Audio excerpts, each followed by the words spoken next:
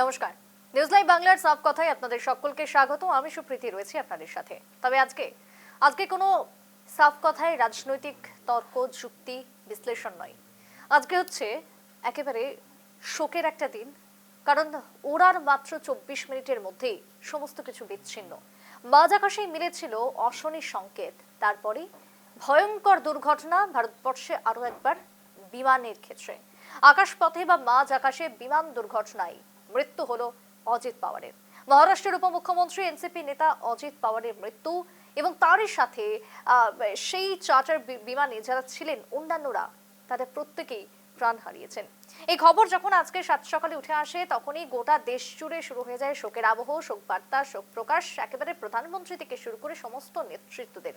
কিন্তু এই বিমান দুর্ঘটনা কি নিছকই দুর্ঘটনা, নাকি কোনো গাফিলতি, নাকি কোনো বড় সড়ো কোনো ভুল ভ্রান্তি? কি হলো হঠাৎ করে?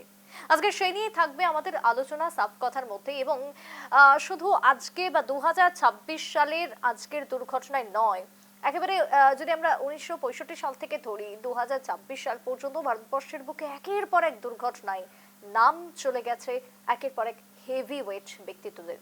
আর সেই নিয়ে যখন আমরা আলোচনা করছি আজকে, তখন বাদ দিলে চলে না সেই সময়কার সমস্ত কথাও, অর্থাৎ 2026 হোক বা 2025-এর একেবারে বলা যায় যে আহমেদাবাদ বিমান ক্র্যাশ, এবং তার পাশাপাশি সেই জায়গাতে দাঁড়িয়ে আরো বহু বহু নাম আমরা জানি, বিপিন রাওয়াত থেকে শুরু করে আমরা জানি 1965 সালের কথাও, বা সেক্ষেত্রে ইন্দিরা পুত্রের কথাও কিন্তু ভোলার নয়। তাই সেই সমস্ত কথা আজকে তুলে ধরবো এই আলোচনার মধ্য দিয়ে, যেখানে বিমান দুর্ঘটনা এবং এই বিমান দুর্ঘটনাতে আমরা জানি যে অজিত পাওয়ারের মৃত্যু, এবং তারই সাথে ঘটে গেছে একের পর এক দুর্ঘটনা। যদি আমি একটু পরিসংখ্যান তুলে ধরি ভারতবর্ষের বিমান দুর্ঘটনার ক্ষেত্রে, আমি পিসেরকে বলবো সেই গ্রাফিক্স প্লেটের মাধ্যমে তুলে ধরতে ঠিক আপনাদের সামনে, যেখানে 2026 সাল, একেবারে 2026 সালের যে বিমান দুর্ঘটনা, অজিত পাওয়ারের মৃত্যু বিমান দুর্ঘটনায়। মহারাষ্ট্রের ডেপুটি সিএম অজিত পাওয়ার, যার দুর্ঘটনায় মৃত্যু। 2025 সাল, সেক্ষেত্রে বিজয় রূপানির মৃত্যু আহমেদাবাদের বিমান দুর্ঘটনায়। গুজরাটের প্রাক্তন মুখ্যমন্ত্রী ছিলেন। 2021 সাল, ভারতের chief of defence staff general Bipin Rawat, তার প্রাণ যায়।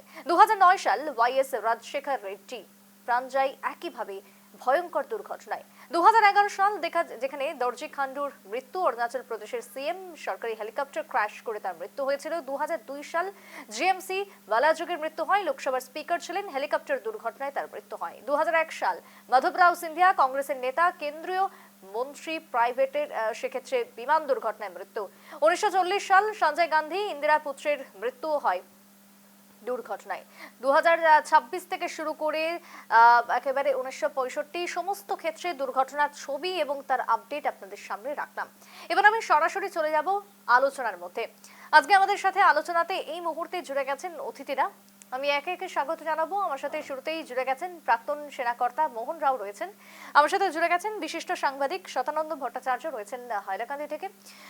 আমার সাথে জুড়ে গেছেন বিজেপির পক্ষ থেকে সহ সভাপতি ত্রিপুরা থেকে রয়েছেন জহর চক্রবর্তী। আর কিছুক্ষণের মধ্যেই জুড়ে যাবেন, আমার সাথে থাকবেন প্রাক্তন পাইলট বা বিমান চালক সুমন্ত রায়চৌধুরী, এবং তার সাথে থাকবেন প্রাক্তন ডিএসপি শিলিগুড়ি থেকে থাকবেন স্বপন বাবু। আমি প্রত্যেককেই স্বাগত জানাবো, সকলেই উপস্থিত হবেন আমার কাছে। তবে এই মুহূর্তে প্রাক্তন সেনাকর্তা রয়েছেন আমার সাথে মোহন রাও। আমি মোহনদার কাছে শুরুতেই যাব। মোহনদা, আজকের দিনের যে ভয়ঙ্কর দুর্ঘটনা, একেবারে শুরু থেকে যদি আমরা দেখি, বারবার অবতরণের চেষ্টা চলেছিল, কিন্তু সেই চেষ্টা বিফল হয়। দ্বিতীয়বারের মাথায় মুখ থুবড়ে পড়লো একটি রিমোট এরিয়ায় বিমানটি। কি মনে হচ্ছে এখনো পর্যন্ত যে ডিজিসি এর রিপোর্ট, সেই রিপোর্ট কি বলছে? দুর্ঘটনা কারণ কি হতে পারে? নমস্কার, নিউজ লাইভ বাংলার সমস্ত দর্শক বৃন্দকে জানাই শুভ সন্ধ্যা। এবং আজকের দিনটা ভারতের পলিটিক্যাল হিস্ট্রিতে আর একটি হেভিওয়েট নেতা, যাকে ভারত হারালো এবং মহারাষ্ট্র হারালো, এবং এমন একটা বিপদকারী এয়ার ক্র্যাশে তার মৃত্যু হয়, এটা খুব দুঃখজনক। এবং সারা ভারতবর্ষের যারা যারা পলিটিক্যালি অ্যাসোসিয়েটেড, তারা সবাই শোকগ্রস্ত, সবাই তার সমবেদনা জানিয়েছে। দেখুন, এয়ারলাইন্স ক্র্যাশ হওয়া বা এয়ারক্রাফট ক্র্যাশ হওয়া খুব বড় একটা এমন কথা না যেটাকে অসম্ভব বলা যায়। এয়ারক্রাফট যে কোনো সময় মানে 100-র মধ্যে 1.1%ও যদি ত্রুটি হয়ে যায়, যান্ত্রিক ত্রুটি যদি কিছু হয়ে যায় আকাশে চলাপথে, তাহলে প্লেনটাকে কন্ট্রোল করে গ্রাউন্ডে নামানো অত্যন্ত দুষ্কর কাজ। কেন কি যখন আইদার হেলিকপ্টার হোক বা এই যে প্রাইভেট জেট গুলো হচ্ছে, এই জেটটা অলরেডি সেপ্টেম্বর 2023 সালে একবার দুর্ঘটনাগ্রস্ত হয়েছিল মুম্বাই এয়ারপোর্টেই। সেখানে 3 জন আহত হয়েছিলেন, আর এয়ারক্রাফটটাও ভালো হুম মতন ড্যামেজ হয়েছিল। হুম কিন্তু তারপরে এই এয়ারক্রাফটটা আবার ওনার কাছে উনি নিয়ে সেটাকে ব্যবহার করছেন। এবারে প্রাইভেট জেট বলা হচ্ছে, তার মানে এটাও একটা কোম্পানি থেকে মানে নেওয়া প্রাইভেট জেট। তো সেটা একটা কোম্পানি থেকে হায়ার করা হয়, যেমন আমরা ট্যাক্সি হায়ার করি তেমনই যারা ভিভিআইপি আছে, ভিআইপি আছে, তারা এয়ারক্রাফট মানে হায়ার করে, তারা কাজ করে। কিন্তু এখানে কিছু তো একটা যান্ত্রিক ত্রুটি হয়েছে। কেন কি ফ্লাইটটা যখন প্রায় 2100 ফুট হাইটে, সেখান থেকে সে মানে এয়ারক্রাফটটা তার ব্যালেন্সটা হারিয়েছে, একটু মানে নোজ ডাইভ। এটিসি তাকে বলে দিয়েছিল, ডাইরেকশন তাকে বলে দেওয়া হয়েছে, একদম সাফ হাওয়া, মানে পরিবেশটা যেটা ছিল একদম পরিষ্কার ছিল। এখানে কোনো মানে ফ্লাইটটা যে মানে ক্র্যাশ হয়ে যাবে সেটা কেউ ভাবতেও পারেনি।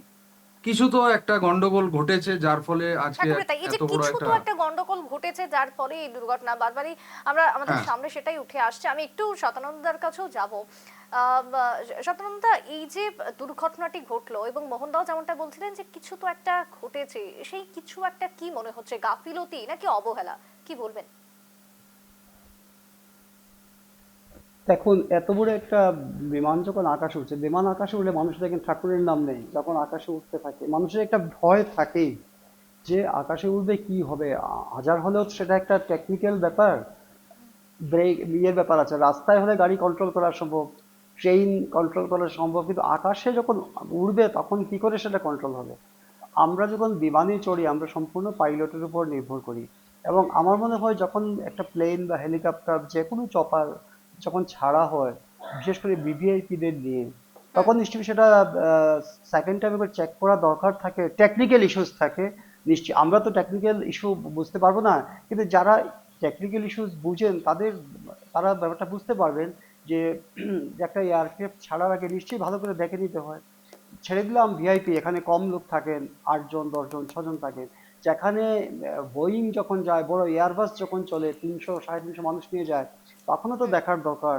আপনি গুজরাটে আমরা দেখলাম গত বছর যে এত বড় দুর্ঘটনা হয়ে গেল, সাধারণ মানুষের প্রাণ, একজন ভিভিআইপি প্রাণ গেল সেটা আলাদা ব্যাপার, কিন্তু সাধারণ এত মানুষের যে প্রাণ গেল, এত পাইলট মারা গেলেন, এয়ার ক্রুজ মারা গেলেন, সেখানে কি গাফিলতি ছিল না? একজন বলছিলেন যে একটা ইঞ্জিন থেকে তেল সাপ্লাই বন্ধ হয়ে গেছে।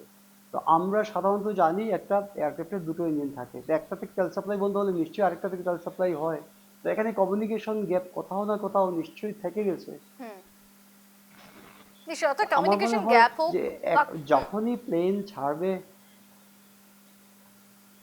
এবার দুজন পাইলটের মধ্যে কিছু একটা গ্যাপ আছে, একজন আরেকজনকে বলছেন যে তেল সাপ্লাই বন্ধ হয়ে গেছে। হুম তো আমার মনে হয় যে যখনই ছাড়া হবে তখনই একটা কিছু মানে ভালো করে দেখাটা খুবই দরকার। এত বড় একটা সিরিয়াস ম্যাটার হুম ভারতবর্ষে বারবার হচ্ছে।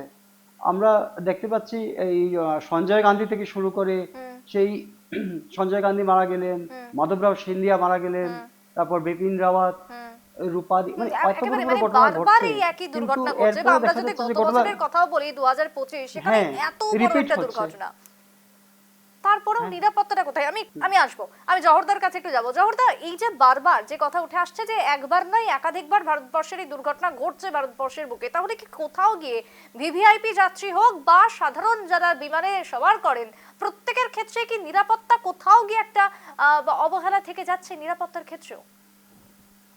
নমস্কার। আমি প্রথমে আপনারা নিউজ লাইভ বাংলার পক্ষ থেকে আমি সবাইকে আপনাদের মাধ্যমে সবাইকে শ্রদ্ধা, অভিনন্দন এবং নমস্কার জ্ঞাপন করছি।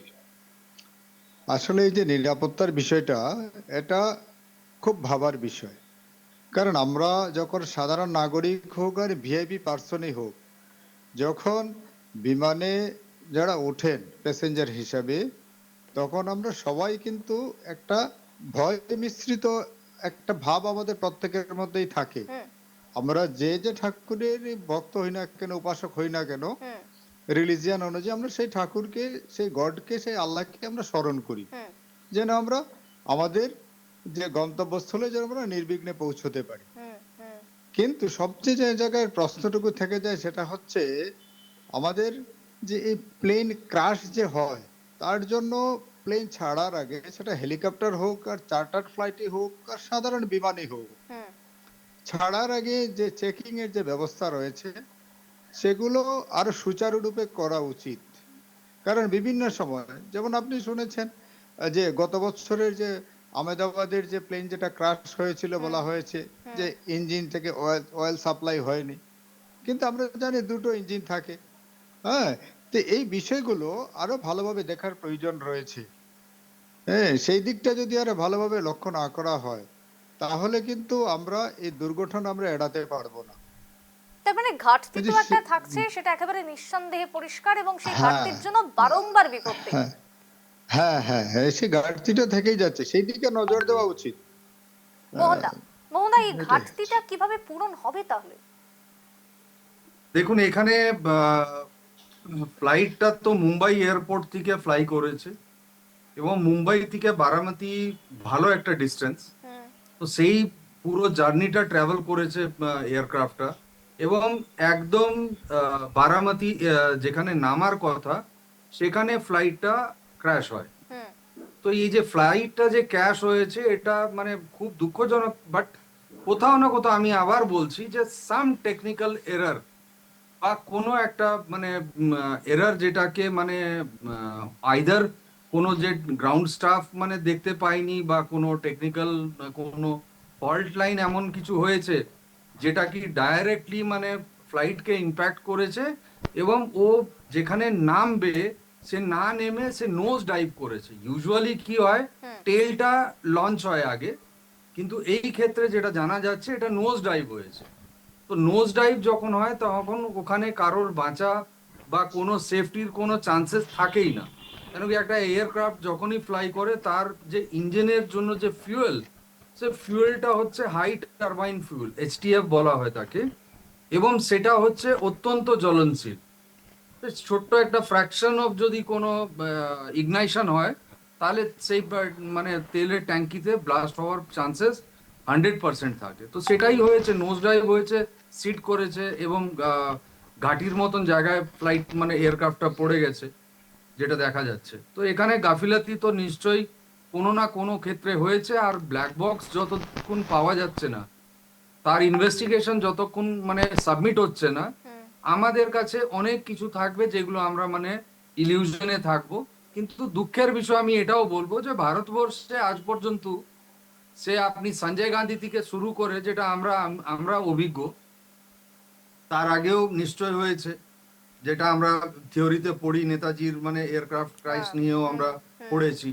তো আমরা সেই থেকে আজ পর্যন্ত কোনো এয়ারক্রাফট ক্র্যাশ, হুম কোনো অ্যাক্সিডেন্টাল হুম ইস্যুর উপরে হুম কোনো এক তদন্ত পাবলিক ডোমেনে আর আসে না। হুম পাবলিক জানতেই পারে না যে কি হলো আদেও, মানে স্যাবোটেজ না টেকনিক্যাল, না আপনার মানে ম্যানুয়াল ফেলিয়ার, হুম এটা হুম যে কোনো একটা এরর হতেই পারে। একদম। আর এই টুইন ব্যাপারটা ইঞ্জিন নিয়ে আমি একটু আর টুইন শতানন্দদার ইঞ্জিন কাছেও যাব। জেট, টুইন শতানন্দদা, ইঞ্জিন ঠিক এই জেট দুটো মোহনদা যে পাইলট। কথাটা বলছেন যে এত এত দুর্ঘটনা ঘটে গেল, এখনো পর্যন্ত পাবলিকের সামনে কোনো রিপোর্ট কিন্তু আমরা পেলাম না যে কি কারণ। যদি গত বছরের কথাও বলি, সেটা তো মারাত্মক একটা দুর্ঘটনা ছিল। তাহলে কেন বারবার এই দুর্ঘটনাগুলো ঘটছে, এবং সেটা হ্যাঁ, কয়েকদিনের তদন্তের পর একেবারে মাটি চাপা পড়ে যাচ্ছে? সেটাই সবচেয়ে আশ্চর্যের বিষয়, যে আজকে পর্যন্ত আমরা দেখতে পেলাম না যে যে একটা ব্ল্যাক বক্সের কি কথা হচ্ছে, সেটার উপর কি অ্যাকশন হচ্ছে, হুম কি ইনকোয়ারি রিপোর্ট বেরোচ্ছে। সারা দিন জুড়ে ইনকোয়ারি চলছে, বছরের পর বছর ধরে ইনকোয়ারি চলছে, হুম কিন্তু একটা কংক্রিট রিপোর্ট কিন্তু উঠে আসছে না। হুম সেটাই সবচেয়ে রহস্যজনক, কেন উঠে আসছে না। হুম আপনি দেখবেন একটা যখন দুর্ঘটনা ঘটে, বিমান দুর্ঘটনা ঘটে, তারপরেই অনেক বিরোধী দল থেকে বা অনেক সামাজিক মাধ্যমে অনেক কমেন্ট করতে শুরু করেন অনেকে, হুম অনেক ধরনের অ্যাডভার্স কমেন্ট অনেকে দেন। হুম কিন্তু সরকার থেকে কিন্তু আজকে পর্যন্ত আমরা ঠিক স্পেসিফিক কোনো কিছু পাচ্ছি না। সেটাই সবচেয়ে দুর্ভাগ্যের বিষয়। অ্যাজাম্পশন, যাই লেখা হচ্ছে, যাই দেখানো হচ্ছে, সবই অ্যাজাম্পশনের উপর। যে সেটা হতে পারে, সেটা হতে পারতো। আলটিমেটলি কেন আসছে না? আমরা দেখছি এই আপনার যে ইউনিয়ন মিনিস্টার কুমারমঙ্গলম 1973-তে মারা গেছিলেন বিমান দুর্ঘটনা, অনেক বছর আগে, 50 বছরেরও উপর আগে। হুম কিন্তু এগুলোরও কোনো রিপোর্ট আজ পর্যন্ত আমরা পাইনি। তারপর আপনার সঞ্জয় গান্ধীর এটা তো কোনো কংক্রিট রিপোর্ট আসেনি, বিপিন রাওয়াতের রিপোর্টটাও আসেনি। এছাড়াও শুধু ভিভিআইপিদের ছাড়াও যে বিমান দুর্ঘটনাগুলো হচ্ছে, বোয়িং হুম যে বিমান দুর্ঘটনা হচ্ছে, সেগুলো তো কোনো রিপোর্ট আমরা আজকে পর্যন্ত পাইনি যে এই ইনকোয়ারি রিপোর্ট হয়েছে অমুক অমুক রেসপন্সিবল এটার জন্য। কাউকে তো রেসপন্সিবল করতে হবে, কিছু একটা কারণে তো দুর্ঘটনাটা হয়েছে, তো কিন্তু কাউকে তো রেসপন্সিবল করা হচ্ছে না। এই জন্য কি হচ্ছে, আমাদের রেসপন্সিবিলিটিটা কমে যাচ্ছে। হুম বিমান ছাড়ার আগে আমার মনে হয় একটা বিশেষ টিম গঠন করা দরকার, একটা টেকনিক্যাল টিম গঠন করা দরকার। হুম যখন এরা ঠিক লাস্ট মোমেন্টে ওরা দেখবে বিমানে কোনো ত্রুটি রয়েছে কিনা। অনেক সময় কি হয়, বিমান ছাড়ার পরই পাইলট বলতে থাকেন, অ্যানাউন্সমেন্ট দিতে থাকেন যে আমরা বাজে রাস্তা দিয়ে যাচ্ছি। পাবলিকের যারা বসে থাকেন প্যাসেঞ্জার, তাদের খুব ভয় হয় যে কোথা দিয়ে যাচ্ছি আমরা, মেঘের ভিতর দিয়ে যখন যায়। আপনাদের যারা অভিজ্ঞতা আছে তারা দেখবেন যে বিমান কাঁপতে থাকে, হুম সিট বেল্ট লাগিয়ে দেওয়ার কথা হুম বলে। হুম তো এই ধরনের সেফটি মেজার যদি নেওয়া সম্ভব হয়, হুম তাহলে বিমান ছাড়ার আগে কেন পাইলট বা পাইলট নয়, যারা টেকনিক্যাল ইঞ্জিনিয়ার যারা রয়েছেন, হুম তারা নিশ্চয়ই বুঝতে পারবেন একটা বিমানকে ভালো করে দেখে যে ওখানে কোনোদিন ডিফেক্ট রয়েছে কিনা। তো সে ধরনের ব্যাপারগুলো সরকারকে একটু গুরুত্ব দেওয়া উচিত, এবং আমার মনে হয় একটা দল গঠন করা উচিত যারা লাস্ট মোমেন্টে দেখবে বিমানের ত্রুটিগুলো। এবং আরটিআই দিয়েও আমার মনে হয় এগুলো একটু বের করে নেওয়া উচিত, ইনভেস্টিগেশন রিপোর্টগুলো কি হয়েছে, কে দায়িত্বে ছিল, কোন কমিটি দায়িত্বে ছিল, তারা কি আদৌ রিপোর্ট জমা দিয়েছিল সরকারকে, এভিয়েশন মিনিস্ট্রিকে জমা দিয়েছিল। আপনারা তো দেখেছেন মাধবরাও সিন্ধিয়া, আমার মনে হয় যত মনে আছে এভিয়েশন মিনিস্টারও ছিলেন ভারতবর্ষে, উনিই তো বিমান দুর্ঘটনায় মারা গেলেন। তারপরেও কিন্তু সেই ইনভেস্টিগেশন যেগুলা তার মানে হলো, সেগুলার ইনভেস্টিগেশনের কমপ্লিট আমরা নির্দেশ কোনো দেওয়া রিপোর্ট হচ্ছে। পাইনি। ইভেন মাধবরাও আহ, স্বরাষ্ট্র দপ্তর হোক বা ঊর্ধ্বতন হ্যাঁ, কর্তৃপক্ষ দায়িত্ব দিচ্ছেন, কিন্তু সেই দায়িত্ব কতটুকু পালন করা হচ্ছে, করে করে কি আদৌ পালন হচ্ছে, এই প্রশ্নই তো আজকে উঠছে। এগুলা হ্যাঁ, হ্যাঁ, এগুলা তো রিপোর্টটা আমরা পাবলিকলি পাচ্ছি না, হুম বা কোনো পাবলিক ডোমেইনেও দেখা যাচ্ছে না। সরকারকে আগে আরো যারা জমা দিয়েছেন সেটাও তো ক্লিয়ার নয়, সেটাই তো পরিষ্কার হয়নি। একেবারে তাই। আমি সেটাও একটা আমি আবারও বিশাল আসবো বড় এই প্রশ্নের আলোচনার মুখে পড়ে মধ্যেই। গেছে। একদিকে যেরকম আর এই বিমান দুর্ঘটনা এবং দুর্ঘটনায় একের পর এক প্রাণহানি, একের পর এক মৃত্যু মিছিল, আকাশপথে যেন মৃত্যু স্ক্রিপ্ট লেখা হচ্ছে, এই নিয়ে যখন আজকে আমাদের আলোচনা চলছে, তখন রাজনীতিও উঠে আসছে দুর্ঘটনার পেছনে। এই যে দুর্ঘটনা, মর্মান্তিকতা, সেক্ষেত্রে ঘাটতি গাফিলতি কোথায় রয়েছে। আমি আবারও ফিরে যাবো আলোচনার মধ্যে। এই মুহূর্তে আমার সাথে জুড়ে গেছেন একেবারে রয়েছেন প্রাক্তন পাইলট ইতিমধ্যেই সুমন্ত রায়চৌধুরী, জুড়ে যাবেন আর কিছুক্ষণের মধ্যে। ইতিমধ্যেই প্রাক্তন ডিএসপি শিলিগুড়ি থেকে স্বপন সরকার, তিনিও রয়েছেন আমার সাথে, থাকবেন আর কিছুক্ষণের মধ্যে। আমি আবারও আলোচনায় ফিরে যাব। যেমনটা চলছিল, জহরদার কাছে আমি একটু যাব। জহরদা, এই যে দুর্ঘটনাগুলো ঘটেই চলেছে একের পর এক, এবং সেক্ষেত্রে দায়ীদের যেমনটা রিপোর্ট সামনে যেহেতু আসছে না, তার মানে কেউ না কেউ কোথাও না কোথাও একটা গাফিলতি ঘাটতি রয়েছে। সেই জায়গায় দায়ীদের যদি কোনো রকম ভাবে শাস্তি বা কোনো রকমের পদক্ষেপ তাদের বিরুদ্ধে নেওয়া না হয়, তাহলে কি এই দুর্ঘটনা আবারও বাড়তে থাকবে আগামী দিনে? হ্যাঁ, তা নিঃসন্দেহে বলা যায়, কারণ সেফটি সিকিউরিটির বিষয়টাই সবচেয়ে বড়, হুম এবং এই সেফটি সিকিউরিটির দিকে নজর রাখতে হবে। মাননীয় এভিয়েশন মন্ত্রী মহোদয়ের কাছে অনুরোধ থাকবে, আজকে আমরা এখান থেকে অনুরোধ রাখতে চাই ওনার কাছে, হুম যে এই অসামরিক বিমান পরিবহনের ক্ষেত্রে সেফটি সিকিউরিটির দিকে আরো বেশি নজর দেওয়া উচিত। এবং আগামী দিন যদি সেফটি সিকিউরিটির দিকে আমরা নজর দিই, তাহলে আগামী দিন আমরা বিমান দুর্ঘটনা এড়াতে পারবো। কি কি নাহলে ক্ষেত্রে, এই যে দিনের পর সেফটি দিন সিকিউরিটির একটার কথা পর বলছেন একটা চলতেই জহরদা, থাকবে। কি কি ক্ষেত্রে ব্যবস্থা নেওয়া প্রয়োজন বলে মনে হচ্ছে? পুরো ক্ষেত্রে যেভাবে চেকিং থেকে শুরু করে আমাদের প্যাসেঞ্জারের লাগেজ চেকিং, পার্সোনাল চেকিং যেভাবে হচ্ছে, সেইভাবে বিমানের প্রতিটা খুঁটিনাটি বিষয়, হ্যাঁ, হুম সেখানে সিকিউরিটি চেকিং এর প্রয়োজন রয়েছে। হুম বিশেষভাবে চেকিং করে প্রতিটা বিমান, সেটা চার্টার বিমানই হোক, যে কোনো বিমানই হোক, হুম সেগুলো ভালোভাবে চেকিং এর পর সেগুলো আকাশে উড়ার জন্য অনুমতি দেওয়ার প্রয়োজন রয়েছে। কারণ তারপরে তো থেকে যায়, যন্ত্রের তো গন্ডগোল ঘটতেই পারে, কিন্তু এখানে তো প্রভিশন রয়েছে, হুম দুটো ইঞ্জিনই থেকে যায়, যে হুম একটা ইঞ্জিন যদি বিকল হয়ে যায় তাহলে আরেকটা ইঞ্জিনে হুম প্লেনটা চলবে। সেই দিকে নজর দেওয়া, সেই সিকিউরিটি এবং সেফটির দিকে নজর দেওয়া খুবই প্রয়োজন রয়েছে। এই দিকটাই মূল বিষয়। বেশ, বিমান কারণ দুর্ঘটনাকে কেন্দ্র করে, হ্যাঁ বলুন। আমরা আমরা দেখি বিভিন্ন সময় বিমান দুর্ঘটনার পর মূল বিষয় কি হয়েছে, ব্ল্যাক বক্স পাওয়া যাচ্ছে না। হুম ব্ল্যাক বক্সের মধ্যেই নিহিত থাকবে কিভাবে বিমান দুর্ঘটনায় কবলিত হয়েছে, সেখান থেকে জানা যাবে। হুম কিন্তু এটা আশ্চর্যের বিষয়, সেই ব্ল্যাক বক্স অনেক সময় পাওয়া যায়, অনেক সময় পাওয়া যায় না। তাহলে মূল তথ্য কিন্তু উঠে আসে না যে কি কারণে বিমানের দুর্ঘটনা ঘটেছে, হুম কি কারণে নিরীহ মানুষের প্রাণগুলো চলে গেল, সেগুলো কিন্তু অনেক সময় সঠিক তথ্য সাধারণ মানুষের কাছে উঠে আসছে না। যে এই দিকটাও বিশেষভাবে লক্ষ্য করা দরকার। এখন আমি একটু মোহনদার কাছে যাবো। মোহনদা, এই যে দুর্ঘটনা ঘটুক বা যাই হোক না কেন, তার পেছনে একটা কোথাও না কোথাও রাজনীতি যেন জড়িয়ে যাচ্ছে। আমি যদি আজকে বাংলার কথাও বলি, বাংলার উদাহরণও যদি টানি, সেক্ষেত্রে কি এই সমস্ত রাজনীতি ঢুকে যাচ্ছে বলেই কি কোথাও গিয়ে সমস্ত কিছু চাপা পড়ে যাচ্ছে?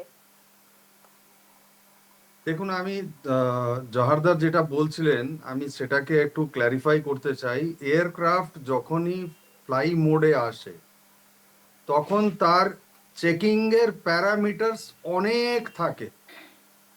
এক একটা পুঙ্খানু প্যারামিটারসকে ওখানে চেক করে তারপরে ফ্লাইটটাকে ফ্লাই করার জন্য পারমিশন ছাড়া হয়। হুম এমনিতেই ফ্লাইট এমনিতে কোনো ফ্লাইটই ফ্লাই করে না। হুম আর ডিফেন্সের যে হেলিকপ্টার বলুন বা ফাইটার বলুন বা যে কোনো জিনিস বলুন ডিফেন্সের, সেখানে বোর্ড অফ ইনকোয়ারি হয় এবং বোর্ড অফ ইনকোয়ারিতে যা কিছু তথ্য বেরিয়ে আসে সে তথ্যগুলোকে বোর্ড অফ ইনকোয়ারিতে ইউনিটে বা অথরিটিকে হেডকোয়ার্টারকে জমা দেওয়া হয়। হুম তারপরে যদি ওখানে দেখা গেল যে ম্যানুয়াল ফল্ট আছে তাহলে তখন তাকে মানে আইডেন্টিফাই করে তার উপরে যা ডিপার্টমেন্টাল পানিশমেন্ট বা ইনকোয়ারি বা যা কিছু করা হয় সেগুলো করা হয়। কিন্তু সিভিল এভিয়েশন সেক্টরে এরা ডাইরেক্টর জেনারেল অফ কমার্শিয়াল যে ডিজিসিএ বলে যায় এটা, সেখানে এই সমস্ত দেখার দায়বদ্ধতা সেটার থাকে আর মিনিস্ট্রি অফ এভিয়েশন সেগুলোকে পুরো তত্ত্বাবধানে চলে। তো এইটা নিয়ে আমরা যে বলবো যে কিন্তু আজকে প্রত্যেকটা যখন জিনিস এই যে চেক করা। সমস্ত কিছু চেকিং, যেমনটা বলছিলেন যে চেকিং করার পর ছাড়টা, কিন্তু তারপরও দুর্ঘটনাগুলো ঘটছে এবং এই যে দেখুন, এটা তো দুর্ঘটনাগুলো আমি ঘটছে, কি বললাম, সংযোগ একটা বিচ্ছিন্ন কিন্তু থাকছে, যার ফলে কিন্তু আরো কোথাও গিয়ে সমস্যা তৈরি হচ্ছে। সেগুলো তো কিছু করা দেখুন সম্ভব নয়। আমরা আমরা এয়ারক্রাফট নিয়ে কথা বলছি। হুম আজকে আমরা যখন রাস্তা এই যে মেন রোড উপরে হাইওয়ে, 4 ওয়ে, 6 লেন, হুম মানে এক্সপ্রেসওয়ে, এই জিনিসগুলো যেগুলো দেখছি, আমরা ট্রেন দুর্ঘটনা দেখেছি। হুম বাহানগঙ্গায় যে দুটো ট্রেন মানে একদম মানে ম্যানুয়ালি সেটাকে মানে করা হলো, সেটা তো পরিষ্কার হয়ে গেল যে ওটাকে ম্যানুয়ালি সুইচ করা হয়েছে। অটোমেটিক সিগন্যালকে সুইচ করে হাওড়া ম্যাড্রাস মেলকে ডাইভার্ট করা হলো ডেড লাইনের দিকে, লুপ লাইনে, যার ফলে গিয়ে ওটা দুর্ঘটনাগ্রস্ত হয়েছে। এবং তার বগি আসার ওইদিকে ডাউন যে ট্রেন ছিল, হুম আপ ট্রেন যেটা, সেটার সাথে কোলাইড হয়েছে। তো সেখানে বহু সংখ্যক মানুষ মারা গেছে।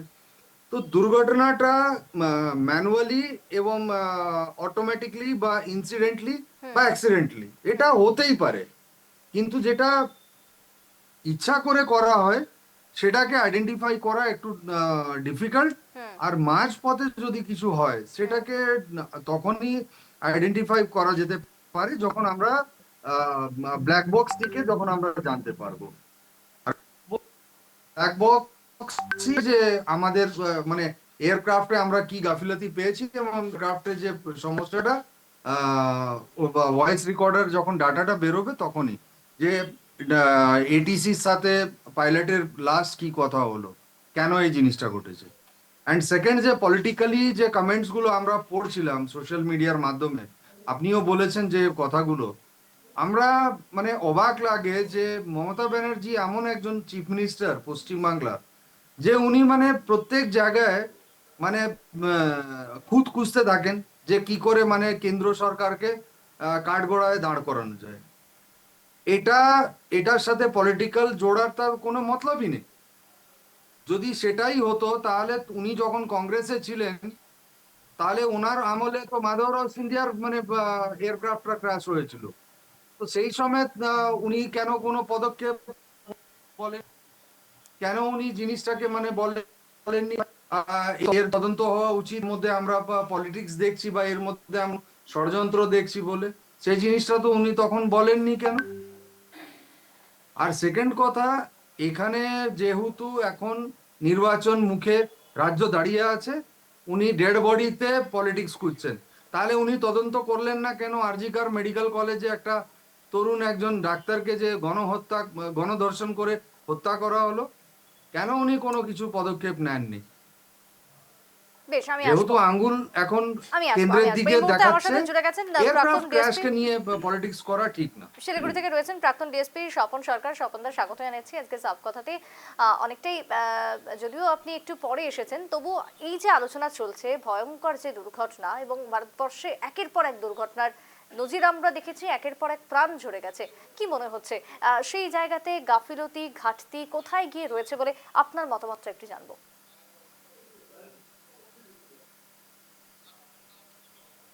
নমস্কার। ব্যাপারটা হচ্ছে যে আমাদের ভারতবর্ষে বিভিন্নভাবে বিভিন্ন অ্যাঙ্গেলে প্রচারটা হয়ে থাকে।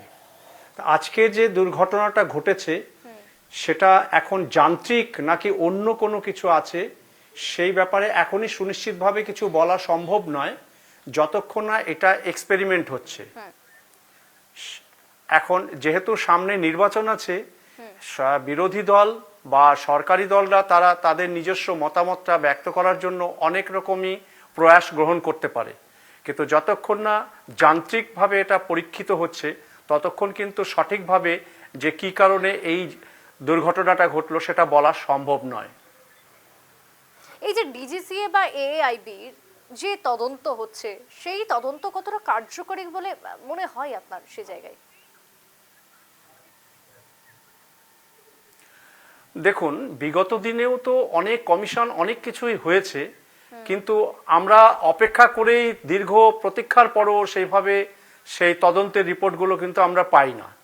এক্ষেত্রে আমি সরকার পক্ষ বা বিরোধী পক্ষ কাউকেই কোনো দোষারোপ করছি না, কিন্তু আমাদের এই যে লেন্দি প্রসেসের জন্য কিন্তু আমরা সঠিক সিদ্ধান্তে আসতেও আমাদের অনেক বিলম্ব ঘটে। এক্ষেত্রে কি হবে সেটা সময়ই বলতে পারবে। বিমান নিরাপত্তা কি আজকে রাজনৈতিক অবহেলার শিকার? আজকের দিনে যখন এই কথা, এই প্রসঙ্গ উঠে আসছে, ঠিক সেই সময় দাঁড়িয়ে আমার সাথে এই মুহূর্তে জুড়ে গেছেন পাইলট রয়েছেন সুমন্ত রায় চৌধুরী, এবং তিনি প্রাক্তন পাইলট। আমি একটু স্বাগত জানাবো সুমন্ত দাকেও। সুমন্ত দা, আজকের দিনে দাঁড়িয়ে বিমান দুর্ঘটনা, এবং হয়তো আপনারা সব থেকে বেশি অভিজ্ঞ এই বিষয়ে বলার জন্য, যে কি হয়, কি হয়ে থাকে বা কি ঘটে যায় মুহূর্তের মধ্যে, আমি একটু শুরুতেই জানতে চাইবো যে আজকের দুর্ঘটনা সম্পর্কে আপনার অভিজ্ঞতা।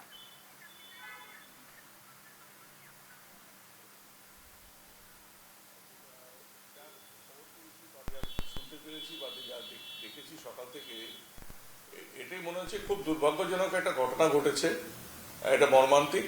এবং আমার বিনম্র শ্রদ্ধা এবং আত্মার শান্তি কামনা করি যে আমাদের ডেপুটি সিএম মহারাষ্ট্র মারা গেছেন।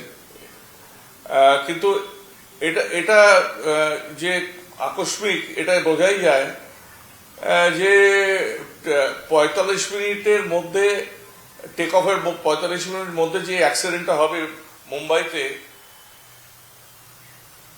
এটা খুবই দুর্ভাগ্যজনক। এবং প্রাথমিকভাবে যেটা মনে হচ্ছে যে ভিজিবিলিটি একটা ফ্যাক্টর ছিল, এবং তার জন্য প্রথম অ্যাপ্রোচটা করে পাইলট গো রাউন্ড করেছে, সে ল্যান্ড করতে পারেনি, কারণ দৃশ্যমান খুব কম ছিল বলে। অ্যাবাউট 3000 মিটার্স, যে মিনিমাম দরকার হচ্ছে 3500 থেকে 5000, কিন্তু সেখানে 3000 থাকার জন্য তার গো রাউন্ড করতে হয়েছে। এবং সেকেন্ড টাইম অ্যাপ্রোচে তাকে যখন জিজ্ঞেস করা হয়েছে যে তুমি ফিল্ড দেখতে পেরেছো কিনা, তখন পাইলট তাকে উত্তর দিয়েছে যে we are looking for the field, will let you know as soon as we see the field inside. তারপরে তাকে বলা হয়েছে you are clear to land. কিন্তু এরপরে তার থেকে একটা পাইলটের থেকে একটা আত্মনাদ শোনা যায়, মেডে মেডে মেডে বলে। এবং সেটাতে নর্মালি দেয় যখন কোনো টেকনিক্যাল গন্ডগোল হয়ে থাকে বা কোনো প্রবলেম হয়ে থাকে, তখনই এই কলটা দেওয়া হয়। সুতরাং শুধু যে দৃশ্যমানের জন্য বা ভিজিবিলিটির জন্য এই প্রবলেমটা হয়েছে তা নয়, হয়তো কোনো টেকনিক্যাল ফল্ট হয়েছে, সেই ইঞ্জিনের জন্য হতে পারে, হাইড্রোলিক্সের জন্য হতে পারে, বা অন্য কোনো কারণের জন্য হতে পারে, যার জন্য এই ক্র্যাশটা হয়েছে। এবং এটা ল্যান্ডিং এর আগে হয়েছে এবং বাদিকটা হয়েছে। বাদিকটা কেন হলো, সেটা রানওয়ের কেন উপরে কেন হলো না সেটা বুঝতে আমার যেটা মনে হচ্ছে, যদি লেফট ইঞ্জিন ফেল করে থাকে তাহলে বাদিকে হতে পারে, বা রাইট ইঞ্জিন ফেল করে থাকলে তাহলে বাদিকে এয়ারক্রাফট টানে, নর্মালি এটাকে ওইদিকে টানে। কিন্তু এটা এবং একটা খাদে গিয়ে পড়ে, মানে ওটা একটা টেবিল টপ মাউন্টেন রানওয়ে বলে সাইডে একটা খাদ গুলো মতন আছে এবং সেইখানে গিয়ে পড়ে। খুবই দুর্ভাগ্যজনক, কিন্তু এটা ইনভেস্টিগেট করে ডিজিসিএ কি রিপোর্ট বেরোবে। কারণ এই এয়ারক্রাফটের আগেও একটা 2023-এ একটা ইনসিডেন্ট হয়েছিল, যেটা আমি জানতে পেরেছি, এবং সেটা কিরকম ইনসিডেন্টটা ছিল বা কিরকম টেকনিক্যাল ফল্ট ছিল এয়ারক্রাফটে জানি না। তবে এখন নিশ্চয়ই ওটা ঠিক করে ফেলা হয়েছে, কারণ 2 বছর ধরে তো সেই ফল্টটাকে রাখবে না। এই ভিভিআইপি মুভমেন্টের জন্য এই এয়ারক্রাফটগুলোকে ঠিক করে রাখা। সেক্ষেত্রে বিভিন্ন বিমান দুর্ঘটনার ক্ষেত্রে বিমানগুলোর যদি আমরা দেখি, তাহলে সেগুলো কোথাও 10 বছর, 25 বছর, 15 বছর ধরে সেই বিমানগুলো রান করেছে। কোথাও গিয়ে কি পুরনো বিমান, রক্ষণাবেক্ষণের অভাব, এগুলোও কি কারণ হতে পারে?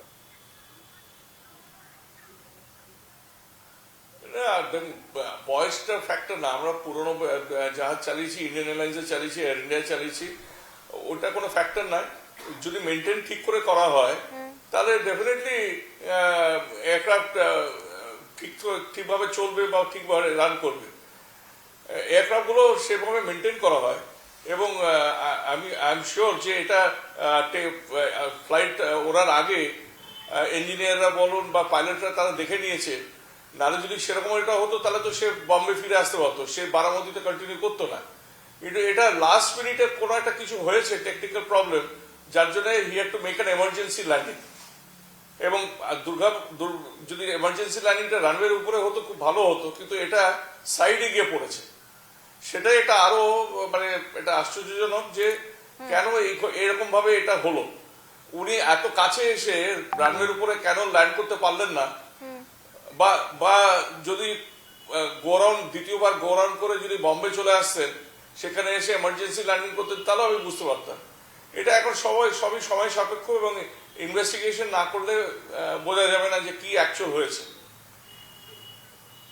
সুমন্ত, আরো বেশ কিছু প্রশ্নের ক্ষেত্রে দানা বাঁধছে যে এই যে সংযোগটা, যখন আমরা দেখি যে পাইলট কোনো কিছু হয়তো বুঝতে পারছেন, কোনো সমস্যা তৈরি হচ্ছে, তখন যে এয়ারলাইন্সের সাথে যে যোগাযোগ করেন বা যারা টেকনিক্যাল টিম থাকে, সেই সংযোগটা কি সঠিকভাবে চলে বা হয় সেই সময় দাঁড়িয়ে?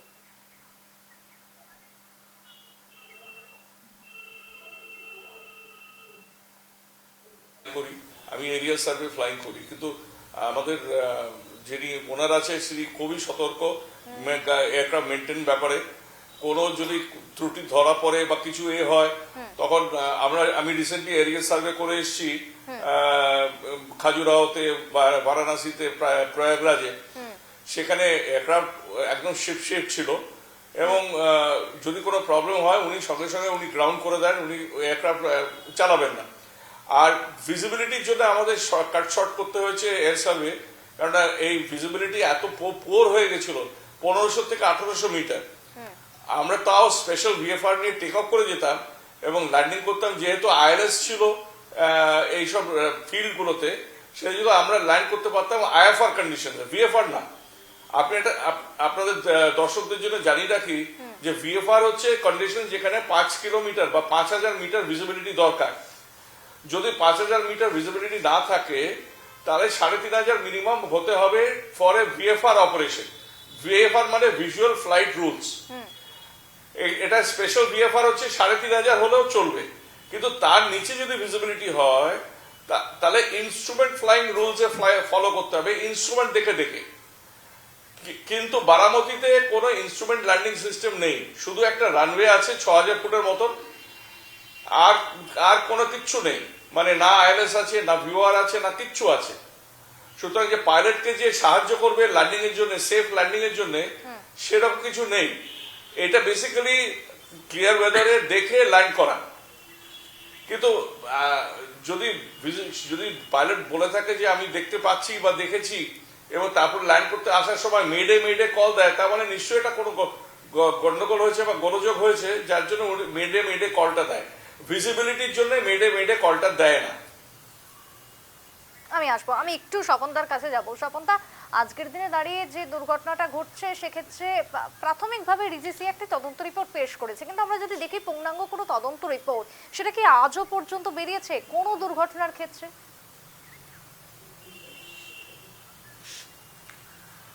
আমার নলেজে তো আমি যতটুকুন আমার মনে পড়ছে আমি তো সেরকম দেখি না, শুধু কমিশনের পর কমিশন গঠন হয়ে যায়, তারপরে তার কিছু পাওয়া যায় না। আজকের যে দুর্ঘটনাটা, যখন পাইলট বুঝতে পারলেন যে একটা প্রবলেম হচ্ছে, তখন যখন উনি এটিসিতে যোগাযোগ করেন, এটিসি থেকে বলা হলো যে আপনার রানওয়েটা কি দৃশ্যমান আছে? ওখান থেকে বলা হয়েছিল যে না, দৃশ্যমান নয়। বলতে বলতেই তারপরেই দৃশ্যমান হয়েছিল। তো এই ফ্র্যাকশন অফ সেকেন্ডসের মধ্যে যে কি ঘটনা ঘটে গেল, যার জন্য এরকম একটা দুর্ঘটনার সম্মুখীন হয়ে আমাদের তরতাজা 6টা প্রাণ চলে গেল, যেটা খুবই দুঃখজনক ঘটনা। তো কাজেই এই যে কমিশন বসবে বা তদন্ত হবে, তদন্তের যে রেজাল্টটা সেটা কবে প্রকাশ পাবে বা আদৌ সঠিকভাবে এর প্রকাশ হবে কিনা, সেই ব্যাপারে আমি কিন্তু সন্দিহান। শতানন্দদা। হ্যাঁ, আমি বলবো যে যদি তদন্তের যে রিপোর্ট সেটা যদি পাবলিকলি না আসে, তাহলে কি করে, বা সরকারকে জমা দেওয়া না হয়, তাহলে সরকার তার যে সেফটি মেজার কি করে নেবে? কিছু সাজেশন তো থাকবে এই ইনভেস্টিগেশন রিপোর্টের মধ্যে, যে ফাইনাল রিপোর্ট যেটা থাকবে তবে নিশ্চয়ই কিছু থাকবে। সরকার সেই হিসাবে তার নিরাপত্তা ব্যবস্থা, মানে ওই সেফটিটা আরো বেশি করে দেখবে, কিন্তু সেটা তো আসছেই না। একটা দুর্ঘটনার আমরা খবর পাইনি। আমাদের মনে আছে, আমরা পড়েছিলাম যে মুরারজি দেশাই বেঁচে গিয়েছিলেন দুর্ঘটনার মধ্যে। কিছু ভাগ্যবান মানুষ থাকেন, হয়তো বড় বড় দুর্ঘটনার মধ্যে বেঁচে যান, কিন্তু এইসব ঘটনা তো এখন যে ঘটনাগুলো ঘটছে তাকে দেখা যাচ্ছে সবাই মারা যাচ্ছেন। সবচেয়ে দুর্ভাগ্যের বিষয় যেটা, কম বয়সের পাইলট গুলো মারা যাচ্ছেন, ক্রু গুলো মারা যাচ্ছে। এরা দেশের সম্পদ, এরা যদি এভাবে মারা যায়, এদের যদি কোনো নিরাপত্তা না থাকে। আমরা ট্রেনের ক্ষেত্রেও দেখছি যে বড় বড় দুর্ঘটনা ঘটে যাচ্ছে, সেক্ষেত্রেও সিগন্যালিং এর ত্রুটি, এই সমস্ত কারণ প্রাথমিকভাবে আসছে, কিন্তু তার 2-5 দিন যেতে না যেতে সমস্ত কিছু ধামাচাপা। আমরা টেকনিক্যালি যত বেশি এগিয়ে যাচ্ছি, তত বেশি আমরা পিছিয়ে পড়ছি দুর্ঘটনার ক্ষেত্রে।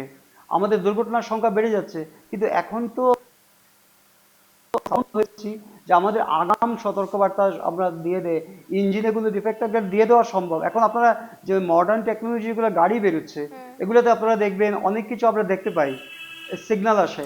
সাধারণ গাড়িতে যদি সিগন্যাল আসে, আপনার 10 থেকে 10 লাখ টাকার গাড়িতেও দেখা যায় একটা সিগন্যাল আসে, কিন্তু এয়ারক্রাফটের এত কস্টলি এয়ারক্রাফট, এগুলোতে সিগন্যাল আসবে না, বা ওদের অ্যাডভান্স কিছু একটা জানতে পারবে না, যান্ত্রিক গোলযোগ রয়েছে, সেটা তো একটা রহস্যের ব্যাপার, স্বাভাবিকভাবেই আসে।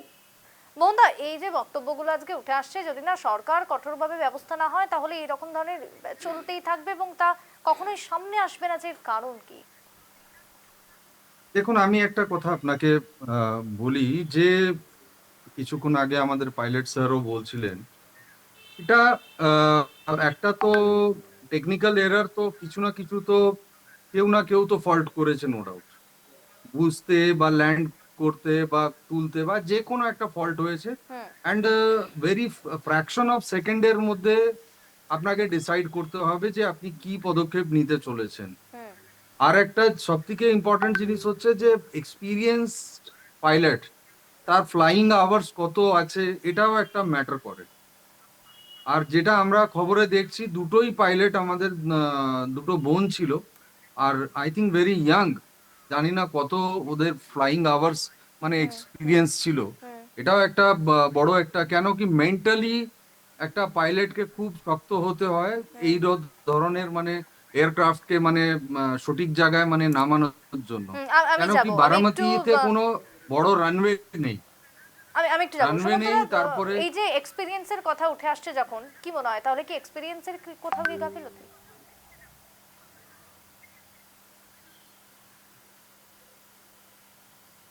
সুমন্তদা শুনতে পাচ্ছেন? আপনি কি আমাকে, হ্যাঁ হ্যাঁ হ্যাঁ আপনি কি আমাকে জিজ্ঞেস করছেন? হ্যাঁ, আপনাকে। না না, এখানে এক্সপিরিয়েন্সের কোনো, কেন ক্যাপ্টেনের ছিল 16,500 ঘন্টা, কোপাইলট হয়তো লেস এক্সপিরিয়েন্স ছিল, সেটা আমি জানি না কত hours, but captain had sufficient experience, 16,500 ঘন্টা এক্সপিরিয়েন্স ছিল। আমি এক্সপেক্ট করি না যে সবাই আমার মতন এক্সপিরিয়েন্স হবে, আমার 23,000 ঘন্টা আছে। কিন্তু 16,500 ঘন্টা is very very experience person. এবং এই aircraft is very high speed high performance aircraft. It is like a Ferrari of the aircraft. মোহনদা, এটা ফেরারির মতো। এবং ভেরি ভেরি দক্ষ পাইলট না হলে এই এয়ারক্রাফট ফ্লাই করা ইজ ডিফিকাল্ট। তো আমার মনে হয় না এখানে এক্সপিরিয়েন্সের কোনো ফ্যাক্টর আছে। There must be some other factor, technical factor, যেটা লাস্ট মিনিটে ও হয়তো কন্ট্রোল করতে পারেনি। মোহনদা, না না, অবভিয়াসলি সেটাই আমি বলছি যে মানে কিছু একটা তো দেখুন, ম্যানুয়াল এরার না হলে বা টেকনিক্যাল এরার না হলে এইরকম ঘটনাটা ওই ধরনের এয়ারক্রাফট, সেটা মানে হাই ক্যাপাসিটি এয়ারক্রাফটও ছিল না, টুইন ইঞ্জিন। অবভিয়াসলি দুটো পাইলট যখন ফ্লাই করছে, co pilot and pilot, Mumbai থেকে বারামতি 50 মিনিটসের ডিফারেন্স, মানে এয়ার ডিস্টেন্স। তো সেই জায়গায় এইরকম একটা ঘটনা ঘটে যাওয়া, এটা মানে প্রশ্নচিহ্ন তো অবভিয়াসলি তোলে। কোথাও না কোথাও তো কিছু না কিছু তো ফল্ট আছেই। আদারওয়াইজ একটা ফ্লাইট অত দূর থেকে যখন ফ্লাই করে চলে এসছে আর নামতে গিয়ে যদি ক্র্যাশ হচ্ছে বা কোনো কারণে যদি পাইলট মেডে কল করছে, তার মানে there is something wrong, there must have been something wrong. তো সেখানে পাইলটের ভুল হতে পারে বা যান্ত্রিক ত্রুটি হতে পারে বা টেকনিক্যাল এরারের তো সম্ভাবনা সবসময় থাকে। আর এয়ারক্রাফট ফ্লাইং যখন করে সেটা রেজার এজেই চলে, এবং পাইলট এবং মেশিন সমস্ত কিছু ইন কোঅর্ডিনেশনে যদি না থাকে, দুর্ঘটনা হওয়ার চান্সেস একদম থাকে, এতে কোনো দুমত নেই। কেন ফ্লাইটটা ফ্লাই করলো, তারপরে দেখা গেল ল্যান্ডিং গিয়ার ব্লক হয়ে গেল। আমি আবারও একটু হতেই যাবো, পারে। আমি একটু আবারও সুমন্তদার কাছে যাবো। সুমন্তদা, এই যে যখন দুর্ঘটনা ঘটছে, আজকে এক্সপিরিয়েন্সের কথাও উঠে আসছে, কিন্তু আমি প্রথমেই জানতে চাইবো যে ককপিট থেকে মানে কোনো কি অ্যালার্ম বা কোনো কি সিগন্যাল কি কোথাও গিয়ে কি পাওয়া যায়? আপনারা যেখানে থাকেন, যে দুর্ঘটনার কোনো অশনির সংকেত যদি বলি, সেরকম কি কোনো কিছু উঠে আসে? অ্যাবসলিউটলি, ককপিটে ডেফিনেটলি ওয়ার্নিং দেবে। যদি ইঞ্জিন হোক, হাইড্রোলিক্স হোক, যে ফল্টই হোক, it will always give a warning. এবং সঙ্গে সঙ্গে pilot will have to take action based on the warnings. এটা এটা অবধারিত। এবং এখানে যে ওয়ার্নিং, কোনো গোলযোগ হবে, ওয়ার্নিং আসবে না, এটা হতেই পারে না। কিন্তু এই যে যখন এই সিগন্যালগুলো এবং এই সব এয়ারক্রাফটেরই কিছু না কিছু, তারপরেও এই যে দেরি বা তারপরে কেন সেগুলোকে ঠিকভাবে মেনটেন করা হয় না, কেন তাহলে দুর্ঘটনা হয় তারপরে? না না, আমি বলবো না মেনটেন করা হয় না, মেনটেন নিশ্চয়ই করা হয়। হ্যাঁ, নালে এইগুলো ফ্লাই করতে দেওয়া হচ্ছে কেন? কারণ এটা সার্টিফাইড ইঞ্জিনিয়ার এটাকে রক্ষণাবেক্ষণ করে। VSR aviation is a very রেপুটেড charter operator. তারা নিশ্চয়ই তাদের ইনফ্রাস্ট্রাকচার আছে মেনটেন করার জন্য, এবং এরা মেনটেন করে আন্ডার ডিজিসিএ গাইডেন্স বা মেনটেন্যান্স রুলস অনুযায়ী। সেখানে আমার মনে হয় না এরা শর্টকাট নেয় বা কিছু করে। কিন্তু এখন বাট ডিজিসিএ এখন ইনভেস্টিগেট করে দেখতে হবে যে কিরকম ভাবে মেনটেনেন্স করেছে, কোথায় কোনো গোলযোগ আছে কিনা। মেনটেনেন্স যদি ঠিকঠাক করে থাকে, তাহলে কেন এরকম দুর্ঘটনা হলো? এটা পাইলটের জন্য হলো না টেকনিক্যালের জন্য হলো? ব্ল্যাক বক্স একটা ভীষণ ইম্পর্টেন্ট হয়ে দাঁড়ায় দুর্ঘটনার কারণ খুঁজে বের করার জন্য। সেই ডেটা কি আসল তথ্য উঠে আসে সেই ডেটার মধ্যে? হ্যাঁ, ব্ল্যাক বক্স বলতে এটা দুটো পার্ট আছে। একটা হচ্ছে ককপিট ভয়েস রেকর্ডার আর ফ্লাইট ডেটা রেকর্ডার। এই দুটো যদি থাকে এবং দুটো যদি রিকভার করতে পারে, তাহলে তখন ওটার থেকেই বেরিয়ে আসবে যে কি প্রবলেমটা হয়েছিল।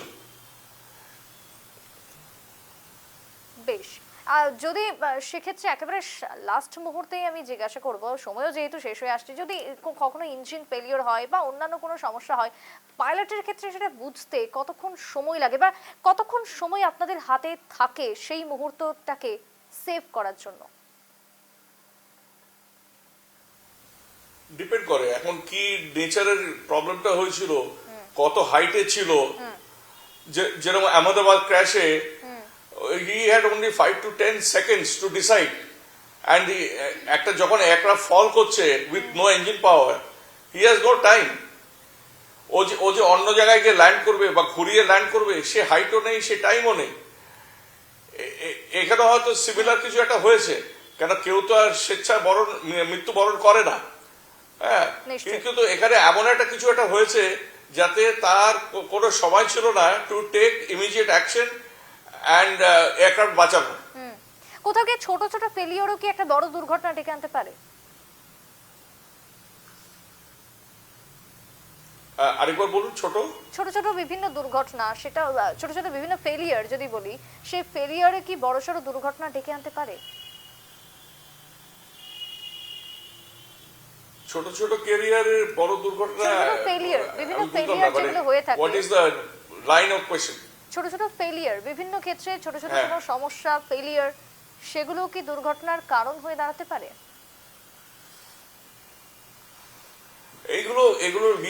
এইগুলো তো হট করে হয় না, হয়তো ওভার দ্য টাইম হচ্ছে। এরকম পিরিয়ডিক মেনটেন্যান্স যদি ঠিক করে করা হয়, তাহলে এগুলো ধরা পড়ে যায়। কিন্তু আফটার অল একটা এয়ারক্রাফট একটা মেশিন, একটা অ্যালুমিনিয়াম টিউবের মধ্যে দুটো ইঞ্জিন ফিট করে, দুটো ডানা ফিট করে, এটা মেশিনে যে কোনো সময় একটা গোলযোগ হতেই পারে। কিন্তু সেটা অ্যাডিকুয়েট ইনফরমেশন যদি দেয় যে এটা প্রবলেম আছে, এবং পাইলট যদি দক্ষ হয়, তাহলে সে সেটাকে ট্যাকল করতে পারে, এবং সেটা সেভাবে কিভাবে রিকভার করতে পারে সেটাও সে জানে, কারণ তাকে সেভাবে ট্রেন করা হয়। বেশ, আমার যেহেতু সময় শেষ, তাই আলোচনা আমাকে এখানেই শেষ করতে হবে। আমি প্রত্যেককেই ধন্যবাদ জানাচ্ছি। আমরা অনেক কিছু জানতে পারলাম এবং আরো অনেক কিছু জানার বাকি রয়ে গেল, যদিও শেষ মুহূর্তে কি হবে বা কি হতে চলেছে, তদন্ত রিপোর্ট কবে আসবে, সেটা সবটাই অজানা, এবং আমাদেরকে লক্ষ্য রাখতে হবে, নজর রাখতে হবে সেদিকে। আমি আবারও ধন্যবাদ জানাচ্ছি প্রত্যেককেই, যারা যারা ছিলেন এতক্ষণ আমার সাথে সাফ কথার মধ্যে। তবে আজকের দুর্ঘটনা আরো একবার প্রাণ কেড়ে নিল বহু মানুষের, তার সাথে রাজনৈতিকভাবে এক নক্ষত্রের পতন ঘটলো। সব মিলিয়ে দুর্ঘটনায় শোকস্তব্ধ গোটা দেশ। আমরা চাই আগামী দিনেও যেন এই ধরনের ঘটনা আর কখনো না ঘটে, সেই আশা দাবি আজকের দিনে উঠে আসলো আলোচনায়।